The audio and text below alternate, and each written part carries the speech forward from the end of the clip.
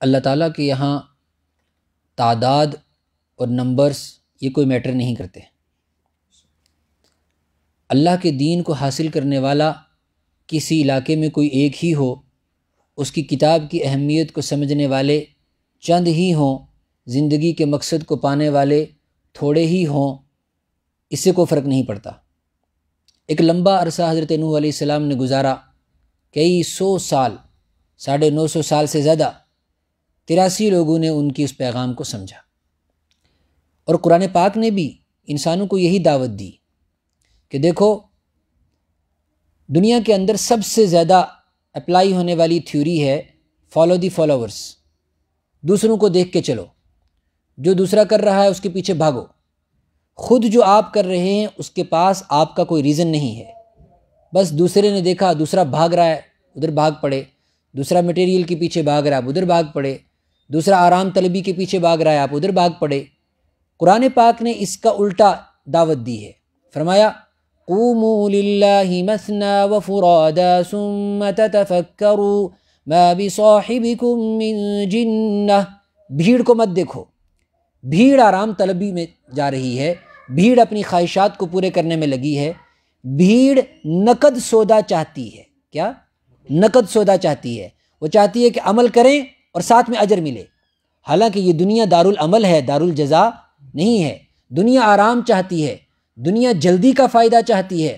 اللہ تبارک و تعالیٰ فرماتے ہیں تم ان کے پیچھے مت جاؤ، اگر تم تھوڑے ہی ہو، اور تھوڑے کا مطلب ہے کہ اگر ایک اور دو بھی ہو تب بھی اپنے مقصد کو سمجھو اور قرآن پاک کی دعوت پر اور اللہ کے نبی کی دعوت پر لبیک کہو۔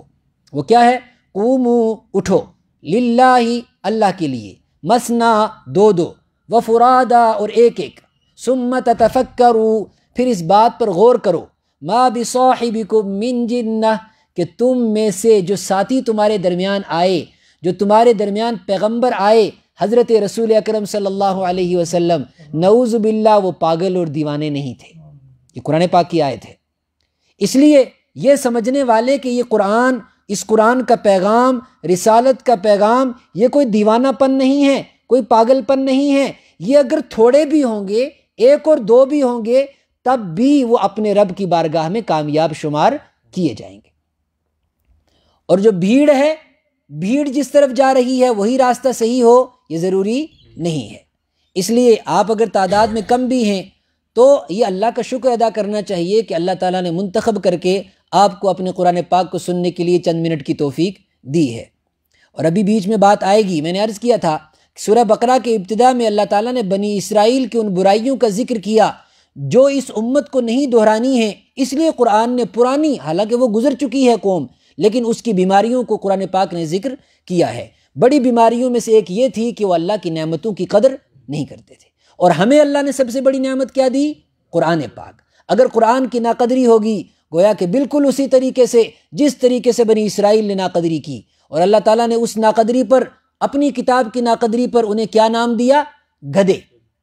مثل الذین حملوا التوراۃ ثم لم يحملوها كمثل الحمار يحمل اسفارا، وہ لوگ جن کو تورات دی گئی پھر انہوں نے اس کو نہیں اٹھایا، یعنی اس پر عمل نہیں کیا، فرمایا وہ کیسے ہیں؟ گویا کہ گدھے ہیں، وہ صرف بوجھ اٹھاتے ہیں اور وہ کتاب ان کی زندگی میں اثر نہیں کرتی ہے۔ آج نعوذ باللہ یہ بات بڑی سخت ہے، لیکن امت کی وہی حالت ہے، اس لیے کہ اللہ نے امت کو کتاب تو دی ہوئی ہے لیکن وہ اپنی زندگی کے اندر اس کو لانا نہیں چاہتے۔ زندگی کے اندر لانا کیسے چاہیں گے جب کوئی سننا نہیں چاہتا، جب کوئی پڑھنا نہیں چاہتا، جب کوئی نسلوں کو پڑھانا نہیں چاہتا، تو زندگی کے اندر کیسے آئے گی؟ اس لیے کہ دل سخت ہو گئے، اور کل وہ بات آئی تھی کہ جب دل سخت ہو جاتے ہیں تو پھر پتھروں جیسے ہو جاتے ہیں، اور قرآن پاک ایسی چیز ہے جو پتھر کو بھی توڑ دیتا ہے، لیکن شرط یہ ہے کہ اس کو کوئی سننے والا ہو۔ اور اس میں کہا گیا کہ بنی اسرائیل کو یہی بات کہی گئی، انہوں نے کہا سمعنا، ہم ٹھیک ہے سن لیتے ہیں، آپ کی باتیں سن لیتے ہیں، وعصینا، لیکن ہم مان نہیں سکتے۔ اور آج کی قوم نہ سننا چاہتی ہے اور نہ ماننا چاہتی ہے۔ اللہ تعالیٰ نے فرمایا وَإِذْ أَخَذْنَا مِيثَاقَ بَنِي إِسْرَائِيلَ، بنی اسرائیل نے بھی اپنے رب سے وعدے توڑے ہیں۔ میں بس چند آیتیں جو جتنا موقع ہوگا اس کو عرض کروں گا۔ فرمایا کیا وعدہ تھا؟ لا تعبدون الا اللہ، ایک اللہ کی عبادت کا وعدہ تھا، لیکن وہ اس وعدے پر قائم نہیں رہ سکے۔ اس امت کو بھی چیک کرنا ہے، لا الہ الا اللہ کہہ کر اللہ سے کیا وعدہ کیا، محمد الرسول اللہ صلی اللہ علیہ وسلم کہہ کر اپنے نبی سے کیا وعدہ کیا، اور اس وعدے پر کتنا پورا اتر رہے ہیں۔ آرام طلبی میں اور اپنے بدن کو انسان تھکانا نہیں چاہتا، کہتے جی تراویح سے تھک جاتا ہے، قرآن پاک سن کے تھک جاتا ہے۔ قرآن پاک سن کے تھک جائے، ایسے کیسے ہو سکتا ہے؟ قرآن پاک تو انسانوں کو انرجی دیتا ہے، عبادت تو انسانوں کے ذوق کو بڑھاتی ہے۔ تھکتا ہے اس کا مطلب یہ ہے کہ دل کالا ہو چکا ہے، دل زنگ آلود ہو چکا ہے، اس کو سیکل کرنے کی ضرورت ہے، جیسے کہ 2 دن پہلے امام صاحب نے آپ کو حدیث بھی سنائی تھی۔ اس کا مطلب اپنے اندر کچھ کمزوری ہے، ورنہ صحابہ کرام کی حالت دیکھو، تیر لگتے جا رہے ہیں لیکن سورج چھوڑنے کے لیے تیار نہیں ہے۔ رسول پاک صلی اللہ علیہ وسلم کی حالت دیکھیے، کھڑے ہو کر تلاوت کر رہے ہیں۔ ایک صحابی آئے، انہوں نے کہا کہ آج میں رسول پاک صلی اللہ علیہ وسلم کے ساتھ کھڑے ہو کر جو ہے آپ کے پیچھے نماز پڑھوں گا۔ وہ نماز پڑھتے رہے اور سوچتے تھے کہ اب رکوع ہوگا، وہ اتنا لمبا ہوا کہ انہیں چھوڑ کر جانا پڑا، حتیٰ تورت قدماہ، اور رسول پاک صلی اللہ علیہ وسلم کی حالت یہ تھی کہ آپ کے پاؤں سوج جاتے تھے، حالانکہ آپ کے اوپر کوئی گناہ تھا، آپ کے اوپر کوئی اللہ کی طرف سے کوئی پکڑ تھی؟ وہ جو معصوم تھے وہ اتنی لمبی لمبی عبادت کرتے تھے، اور آج کا مسلمان کسی ریزن کو سامنے رکھ کر نہیں، کسی دلیل اور حدیث کو سامنے رکھ کر نہیں، صرف اپنے آرام کے لیے۔ اور یہ بات میں نہیں کہتا، ہر انسان خود اپنے آپ سے پوچھے کہ وہ جو کر رہا ہے وہ کیوں کر رہا ہے۔ آیا کوئی بات سمجھنے میں اگر پریشانی ہے، ٹھیک ہے، وہ اللہ کے سامنے جواب دے گا، لیکن اگر بات سمجھنے میں پریشانی نہیں، صرف دوسروں کو کاپی کر رہا ہے اور صرف اپنے آرام طلبی کے لیے قرآن سے دور بھاگتا ہے، عبادت سے دور بھاگتا ہے، تو ضرور اپنے رب کے سامنے اس کا جواب دے گا۔ انما الاعمال بالنیات، اعمال کا دار و مدار نیت پر ہے۔ جو انسان کا انٹینشن ہے، جو انسان کی نیت ہے، اس کے بارے میں، اس نیت کے بارے میں پوچھا جائے گا۔ تو فرمایا اللہ سے وعدہ تھا عبادت کا، لیکن وہ پیچھے ہٹ گئے۔ وبالوالدین احسانا، والدین کے ساتھ حسن سلوک کرنے کو کہا گیا، لیکن اس سے بھی پیچھے ہٹ گئے۔ اے امت، تم وہ کام نہیں کرنا۔ وذی القربا، رشتہ داروں کا خیال رکھنے کا وعدہ تھا۔ والیتاما والمساکین، مسکینوں کو اور یتیموں کا خیال رکھنے کا وعدہ تھا۔ وقولوا للناس حسنا، اور لوگوں کے ساتھ حسن سلوک، اچھی بات کرنے کا وعدہ تھا۔ واقیموا الصلاۃ، نمازیں قائم کرنے کا وعدہ تھا۔ وآتوا الزکاۃ، زکاتیں ادا کرنے کا وعدہ تھا۔ پھر کیا ہوا؟ فخلف من بعدہم خلف، ان کے پیچھے کچھ ایسے لوگ آئے، اضاعوا الصلاۃ، جنہوں نے نمازوں کو ضائع کر دیا۔ واتبعوا الشہوات، اور نفس کی خواہشوں پر عمل کرنے لگ گئے، یوں کہہ لو کہ اپنے نفس کو آرام دینے لگ گئے۔ ثم تولیتم، پھر تم نے منہ موڑ لیے، الا قلیلا منکم، تھوڑے سے بچے جو اس پیغام کو سمجھنے لگے۔ وہی بات میں نے پہلے عرض کی، وانتم معرضون، اور اکثر نے کیا کر لیا؟ منہ موڑ لیا۔ اور بھی بیچ میں احکام ہے، فرمایا افکلما جاءکم رسول، جب تمہارے پاس رسول آئے، بما لا تہوی انفسکم، وہ باتیں لے کر جو تمہارے دل نہیں چاہتے، یعنی ایسی عبادتیں، ایسے احکامات دل نہیں چاہتا کرنے کا عمل، اس لیے کہ نفس پر بھار پڑتا ہے، تو تم نے کیا کہا؟ استکبرتم، تم بڑے بننے لگ گئے، تمہیں لگا کہ ان عبادتوں کی ضرورت ہی نہیں ہے، یوں ہی بیڑا پار ہو جائے گا، اللہ بڑا غفور الرحیم ہے۔ کیسے وہ انسان جو اپنے آپ کو تھکاتا ہے، اپنی آنکھوں کے اوپر نیند کے بوجھ کو برداشت کرتا ہے، اپنی ٹانگوں کے اوپر بوجھ کو برداشت کرتا ہے، وہ جو آرام طلبی میں مخملی بستروں پر سوتا ہے، دونوں اللہ کے نزدیک برابر ہرگز نہیں ہو سکتے، دونوں کا اجر بھی برابر نہیں ہو سکتا۔ تو پھر کیا ہوتا ہے؟ فَفَرِيقًا كَذَّبْتُمْ، تھوڑے سے تم میں سے ایسے تھے جنہوں نے جھٹلایا، فَفَرِيقًا كَذَّبْتُمْ، کچھ لوگوں کو تم نے جھٹلایا، یعنی انبیاء کرام کی باتوں کو، وَفَرِيقًا تَقْتُلُونَ، اور جب سمجھانے والوں نے سمجھایا، کچھ تو ایسے طیش میں آئے کہ سمجھانے والوں کو قتل ہی کر ڈالا۔ وَقَالُوا قُلُوبُنَا غُلْفٌ، اور ان سے کہا جاتا تھا بات کیوں نہیں سمجھ آتی تمہاری؟ تو کیا جواب دیتے تھے؟ کہتے تھے قُلُوبُنَا غُلْفٌ، کیا کریں ہمارے دلوں پر پردے پڑے ہوئے ہیں، ہمیں بات ہی سمجھ نہیں آتی، ہمارے دلوں پر پردے پڑے ہوئے۔ اور یہ پردے پڑ جاتے ہیں جب مدت لمبی ہو جاتی ہے، جب انسان دین سے دور ہو جاتا ہے، پھر دلوں پر یہ پردے پڑ جاتے ہیں۔ اللہ فرماتے ہیں جب پردے پڑ جاتے ہیں، بل لعنہم اللہ، پھر اللہ بھی ان پر کیا کرتا ہے؟ لعنت کرتا ہے، ان کے کفر کی وجہ سے اور ان کی ناشکری اور نافرمانیوں کی وجہ سے۔ اور کچھ عہد ہیں، وَإِذْ أَخَذْنَا مِيثَاقَكُمْ وَرَفَعْنَا فَوْقَكُمُ الطُّورَ، ہم نے بنی اسرائیل سے اور بھی عہد لیے، اور ہم نے طور پہاڑ کو ان کے اوپر اٹھا کر کہا کہ کرو اللہ سے یہ وعدہ۔ وہ کیا وعدہ تھا؟ فرمایا خُذُوا مَا آتَيْنَاكُمْ، جو ہم نے تمہیں دیا ہے، بِقُوَّةٍ، اس کو مضبوطی سے پکڑو۔ وہ کیا تھا؟ شریعت احکام، واسمعوا اور غور سے سنو. یہ کس نے کہا؟ اللہ نے. تو اللہ نے اگر ان کو کہا تو ہمیں نہیں کہا؟ ہمیں بھی یہی کہا ما آتاکم الرسول فخذوہ وما نہاکم عنہ فانتہوہ. جو رسول تمہیں شریعت دیتے ہیں اس کو مضبوطی سے پکڑ لو.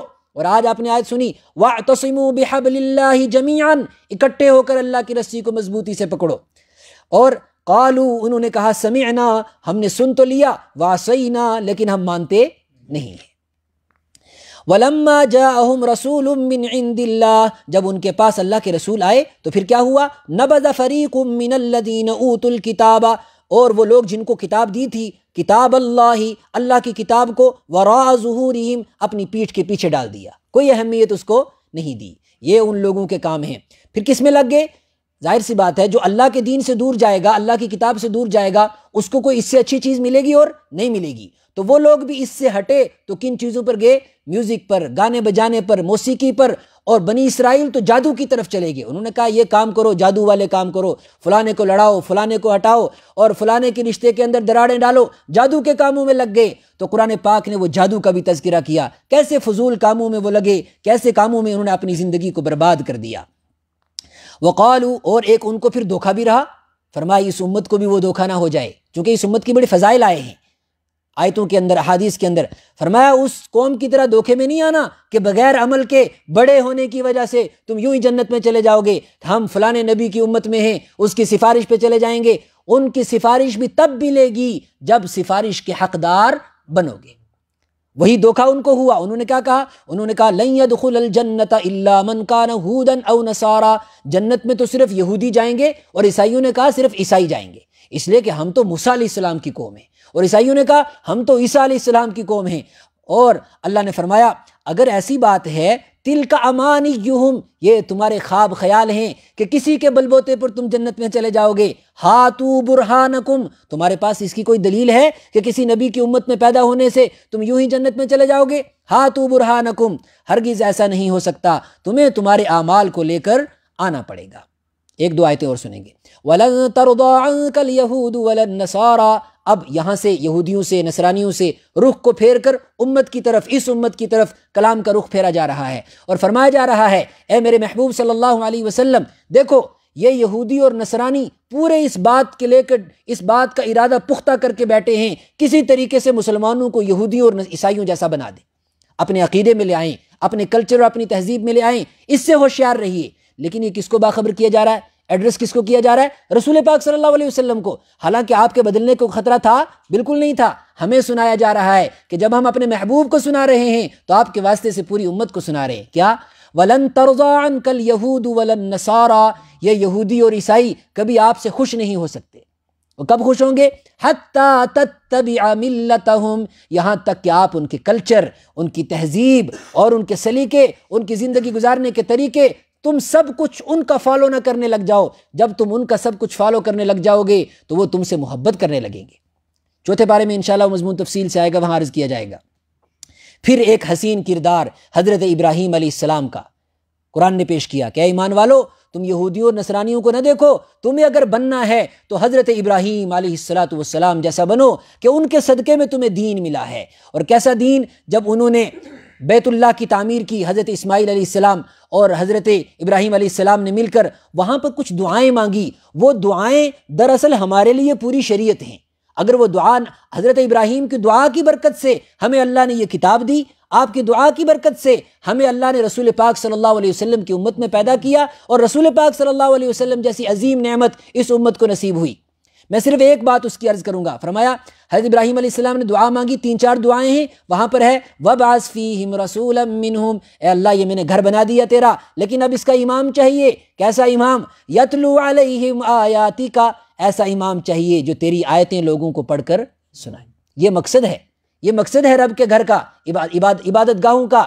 جو نبی اور نبی کے وارث کا یہی کام ہے کہ وہ امت کو رب کی آیتیں سنائے. وَيُعَلِّمُهُمُ الْكِتَابَ، اور ان کو کتاب سکھائے، وَالْحِكْمَةَ، اور ان کو حکمت کی باتیں سکھائے، وَيُزَكِّيهِمْ، اور ان کو پاک صاف کرے، گناہوں سے دور کرے، معاشرے سے گندگی کو دور کرے. یہ کس کا مقصد بیان کیا گیا؟ رسول پاک صلی اللہ علیہ وسلم کا. اور بالکل یہی مقصد حضرت رسول پاک صلی اللہ علیہ وسلم کے وارث جو علماء اور مساجد کے ائمہ ہیں، بالکل ان کا بھی یہی مقصد بیان کیا گیا. پہلا پارہ پورا ہوا اور دوسرے پارے میں جا کر نہیں، پہلے پارے کے آخری ایک آیت ہے، آخری بالکل 3-4 آیتوں کے اندر فرمایا دیکھو آپ کو کچھ رنگ نظر آئے اس پارے میں، یہودیوں کا رنگ، نصرانیوں کا رنگ، مشرکوں کا رنگ، منافقوں کا رنگ اور ایمان والوں کا رنگ، ان سارے رنگوں میں سب سے خوبصورت رنگ کون سا ہے جس میں ایمان والے کو رنگنا چاہیے؟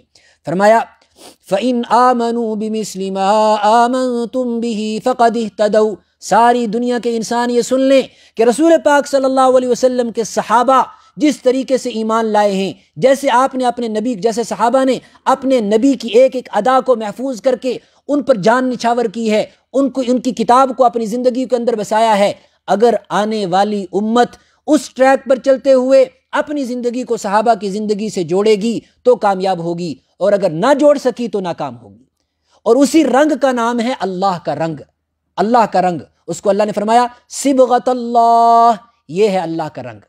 ومن احسن من اللہ صبغہ، اور جس پر اللہ کا رنگ چڑھتا ہے وہ رنگ سب سے خوبصورت ہوتا ہے، وہ کسی اور رنگ کو پھر اپنے اوپر برداشت ہی نہیں کرتا، وہ دنیا کے کسی کلچر کا رنگ، دنیا کی کسی تہذیب کا رنگ اپنے اوپر چڑھنے نہیں دیتا ہے۔ ایمان والے کی شان یہ ہے کہ وہ صرف اپنے نبی کا رنگ، اپنی کتاب کا، اپنے قرآن کا رنگ اپنے اوپر چڑھاتا ہے۔ اللہ تبارک و تعالی ہمیں مکمل شریعت پر عمل کرنے والا، رسول پاک صلی اللہ علیہ وسلم کی سنت کو اپنی زندگی کے اندر لانے والا بنائے۔ وآخر دعوانا الحمد للہ رب العالمین۔